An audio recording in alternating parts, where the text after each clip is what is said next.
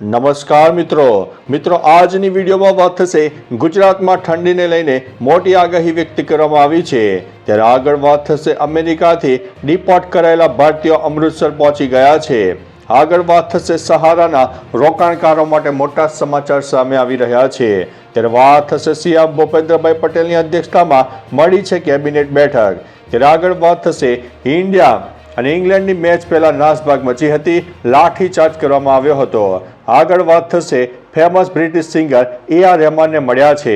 ત્યારે આગળ વાત થશે અમેરિકાથી ડિપોર્ટ થયેલા 104 ભારતીયો જોવા મળી રહ્યા છે। ત્યારે આગળ વાત થશે મગફળીની ખરીદી મામલે કૃષિ મંત્રીનું મોટું નિવેદન સામે આવ્યું છે। આગળ વાત થશે કેન્સર સામે લડતી હિના ખાન ભાવુક થઈ છે। આગળ વાત થશે અમદાવાદમાં 10 દિવસ માટે ઇન્કમ ટેક્સ અંડરપાસ બંધ રહેશે। ત્યારે આગળ વાત થશે અમેરિકાથી પરત આવેલા કોઈ આરોપી નથી। ત્યારે આગળ વાત થશે બેટ દ્વારકામાં 467 દબાણો દૂર કરવામાં આવ્યા છે। હવે મિત્રો સમાચારો વિસ્તારથી। બેટ દ્વારકાની ગેરકાયદેસર બાંધકામથી સંપૂર્ણપણે દબાણ મુક્ત કરાયું છે, જેમાં 414 રહેણાંક બાંધકામો, 33 અન્ય બાંધકામો, 20 કોમર્શિયલ બાંધકામો દૂર કરાયા છે।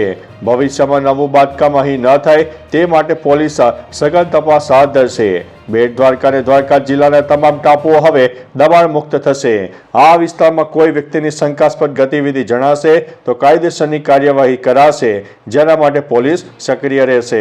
મિત્રો, અન્ય મહત્વના સમાચારની વાત કરીએ તો અમેરિકાથી પરત આવેલા લોકો કોઈ આરોપી નથી। ટ્રમ્પ સરકારની કડક કાર્યવાહીને કારણે અમેરિકાથી 104 ભારતીયોને પરત ફરવું પડ્યું છે, જેમાં 33 ગુજરાતીઓનો સમાવેશ થાય છે। આ લોકોને લઈને પૂર્વ નાયબ મુખ્યમંત્રી નીતિન પટેલે પ્રતિક્રિયા આપતા કહ્યું છે કે અમેરિકાથી પાછા આવેલા લોકો કોઈ ગુનેગાર નથી, પણ આપણા ગુજરાતીઓ જ છે।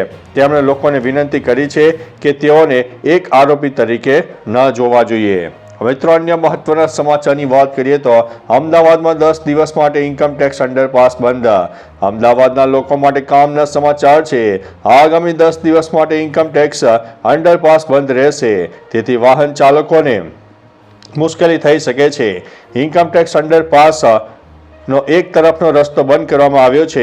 ઇન્કમ ટેક્સ અંડરબ્રિજમાં સ્ટોર્મ વોટર ડ્રેનેજની લાઇનમાં RCC દિવાલે નુકસાન થયું હોવાથી અંડરબ્રિજનો એક તરફનો માર્ગ બંધ કરવામાં આવ્યો છે। મિત્રો, અન્ય મહત્વના સમાચારની વાત કરીએ તો કેન્સર સામે લડતી હિના ખાન ભાવુક થઈ છે। વિશ્વ કેન્સર દિવસ પર નરગીસ ફાઉન્ડેશન દ્વારા આયોજિત એક કાર્યક્રમમાં એક્ટ્રેસ હિના ખાન આવી હતી, જ્યાં હિના કેન્સર વિશે વાત કરતી વખતે ભાવુક થઈ ગઈ હતી। તેનો વિડીયો વાયરલ થયો છે, જેમાં હિના ખાને કહ્યું છે કે તમને ખ્યાલ નથી કે જ્યારે તમારો રિપોર્ટ નેગેટિવ આવે છે ત્યારે તે ક્ષણ કેટલી આરામદાયક હોય છે। અમને પૂછો કે રિપોર્ટ પોઝિટિવ આવવો કેટલો મુશ્કેલ છે, તેથી જાગ્રત રહેવું મહત્વપૂર્ણ છે।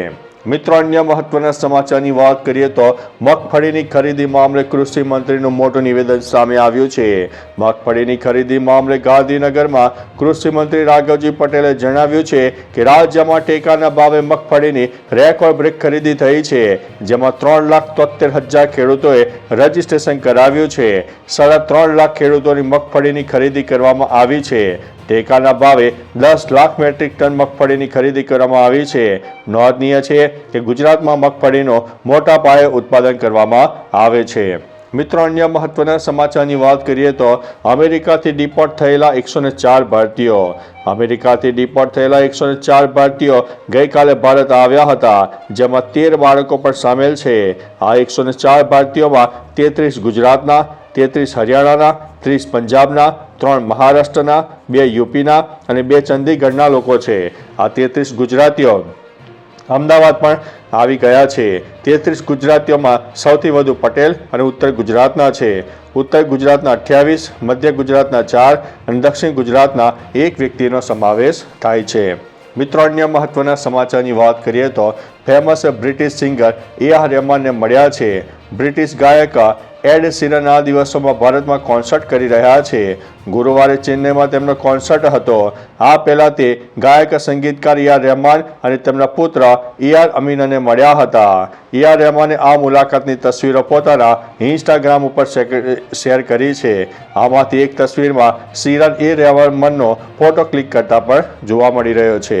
મિત્રો અન્ય મહત્વના સમાચારની વાત કરીએ તો ભારત અને ઇંગ્લેન્ડની મેચ પહેલા નાસભાગ મચી હતી, લાઠીચાર્જ પણ કરવામાં આવ્યો છે.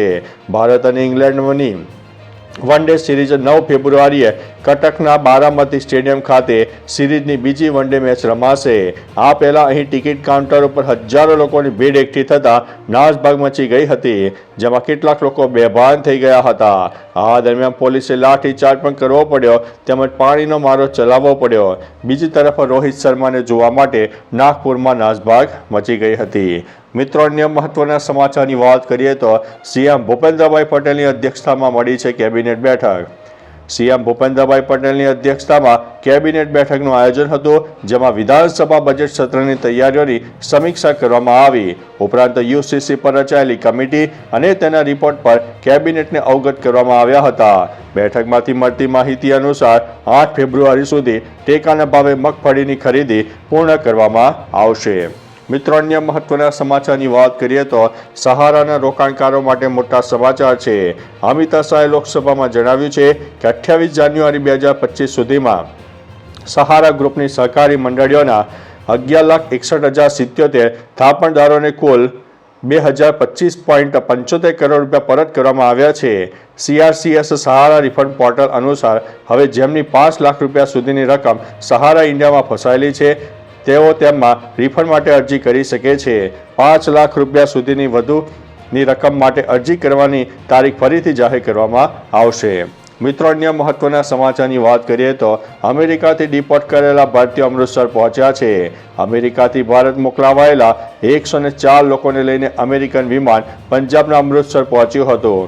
આમાંના મોટાભાગના લોકો ગુજરાત, પંજાબ અને હરિયાણાના છે. માહિતી અનુસાર વિમાનમાં ગુજરાતના 33, પંજાબના 30, યુપીના 3, હરિયાણાના 33, ચંદીગઢના 2 અને મહારાષ્ટ્રના 3 લોકો સવાર હતા. મિત્રો અન્ય મહત્વના સમાચારની વાત કરીએ તો ગુજરાતમાં એક મોટી આગાહી કરવામાં આવી છે. હવામાન વિભાગની માહિતી અનુસાર આવનારા 7 દિવસો દરમિયાન રાજ્યમાં સૂકું વાતાવરણ રહેશે. આવનારા દિવસોમાં ઠંડીનું જોર થોડું ઘટી શકે છે. લઘુત્તમ તાપમાનમાં 2 થી 3 ડિગ્રીનો વધારો થશે.